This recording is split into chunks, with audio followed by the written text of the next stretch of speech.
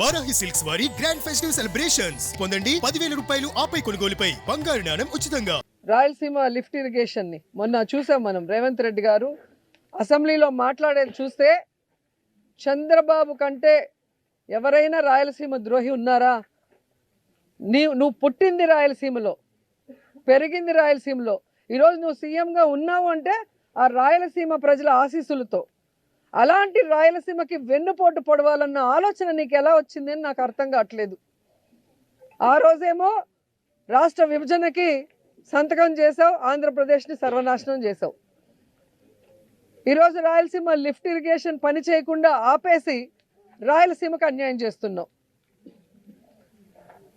రాయలసీమ ఏం తప్పు చేసింది? మీకు ఏం అన్యాయం చేసింది? ఈరోజు రాయలసీమ కరువు శాశ్వతంగా పరిష్కరించాలన్న ఒక గొప్ప ఉద్దేశంతో జగన్మోహన్ రెడ్డి గారు ఈ రాయలసీమ లిఫ్ట్ ఇరిగేషన్ తీసుకొచ్చారు. 960 కోట్లు దీనికి వెచ్చించడం జరిగింది. మన శ్రీశైలంలో వాటర్ని మన రాయలసీమకే కాదు, ముఖ్యంగా నెల్లూరు జిల్లాకు కూడా సాగునీరు, తాగునీరు ఇస్తారు ఆ ప్రాజెక్టు పూర్తయితే.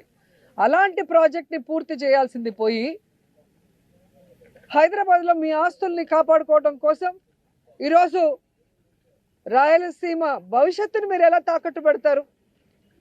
మీరు రాయలసీమకి వెన్నుపోటు పొడిచిన విషయము ఈరోజు మీ పార్ట్నర్ ఓటు నోటు కేసులో నీతో పాటు దొంగ మీ పార్ట్నరే స్వయంగా అసెంబ్లీలో ప్రకటించారు. నేను రాయలసీమలో పుట్టాను, రాయలసీమ అంటే నాకు ఇష్టమని ఇంకొకటి చెప్తాడు పవన్ కళ్యాణ్, డిప్యూటీ సీఎం. మరి ఎక్కడికి వెళ్ళావు పవన్ కళ్యాణ్? ఈరోజు రాయలసీమకు అన్యాయం జరుగుతుంటే,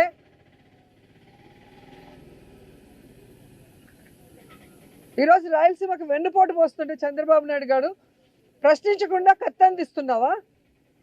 దీనికోసమైనా నువ్వు పార్టీ పెట్టింది? దీనికోసమైనా నువ్వు కూటమిలో చేరింది? దీనికోసమైనా చంద్రబాబు నాయుడిని గెలిపించింది? ఇంకా 15 సంవత్సరాలు చంద్రబాబు నాయుడు ముఖ్యమంత్రి చేయడానికి పనిచేస్తూనే ఉంటారు. దేనికి?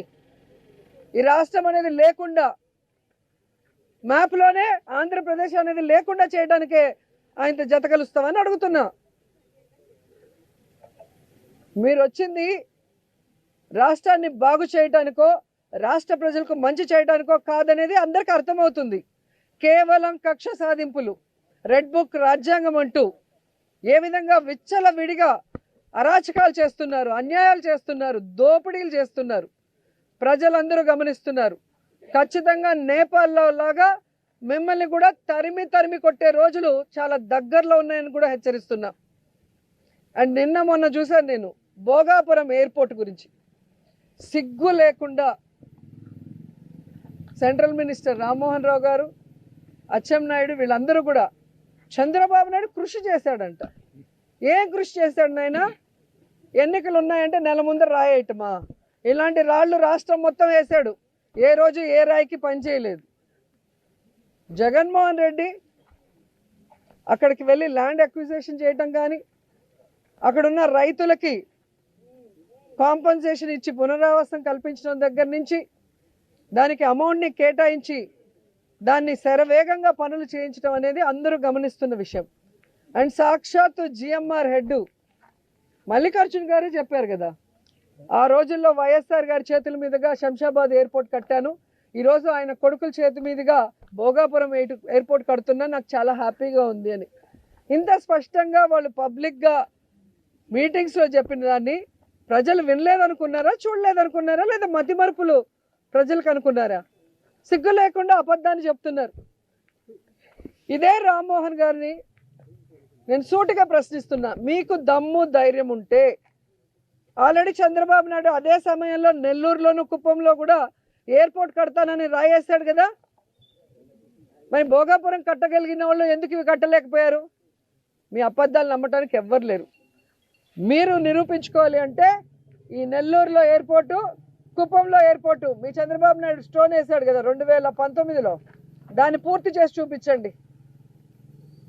ఈ రామ్మోహన్ రావు కేవలం మైకుల ముందు మాట్లాడడానికి తప్ప పనిచేయడానికి పనికిరాడు అని నేషనల్ మీడియానే ఏ విధంగా గడ్డి పెట్టిందో మీరు చూశారు. మొత్తం దేశంలోనే మన రాష్ట్ర పరువుని ఈ మంత్రి గారు ఎలా తీశారో అందరూ చూశారు. ఇంకా సిగ్గు లేకుండా ఆయన అబద్ధాలు మాట్లాడుకుంటుంటే ఇలాంటి వాళ్ళని ఏం చేయాలో అర్థం కావట్లేదు. నాకు తెలిసి విదేశాల్లో అయితే ఇలా తప్పుడు వాగ్దానాలు చేసే వాళ్ళని, అబద్ధపు మేనిఫెస్టోలు ఇచ్చే వాళ్ళని, ప్రజల్ని మోసం చేసే వాళ్ళని ఎత్తి లోపలేస్తారు జైల్లో. ఇక్కడ వ్యవస్థల్ని మేనేజ్ చేసుకోవటం, ప్రజల్ని మోసం చేయటం, వెన్నుపోటు పడటం వీళ్ళకి అలవాటైంది. కానీ ప్రజలు ఇంకా సహించే పరిస్థితిలో లేరు.